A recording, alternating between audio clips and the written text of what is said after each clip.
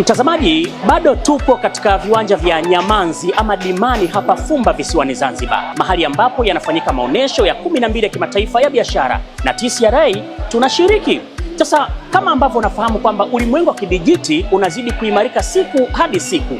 Kwa mfano tu, hebu fikiria TCRA katika ofisi kuu za Dar es Salaam wanamiliki makumbusho ya mawasiliano.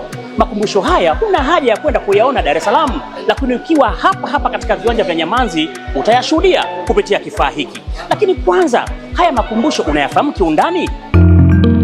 Makumbusho hii imeanzishwa mwaka 2015 kwa lengo la kukusanya, kuhifadhi, kutoa elimu pamoja na kuonyesha historia ya mabadiliko ya teknolojia za mawasiliano nchini Tanzania na duniani kwa ujumla.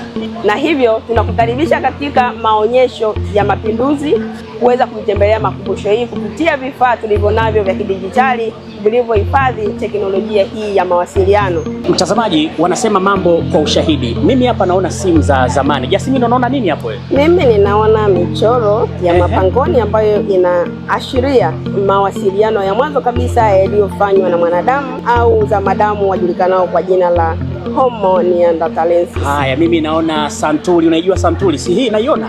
Ndio. Yote vimehifadhiwa. Basi mtazamaji, wanasema mambo kwa ushahidi. Fika katika banda hili la TCRA tuweze kushuhudia makumbusho hii katika mfumo wa kidijiti. Mimi naitwa Beni Mwanantala na hii ni TCRA.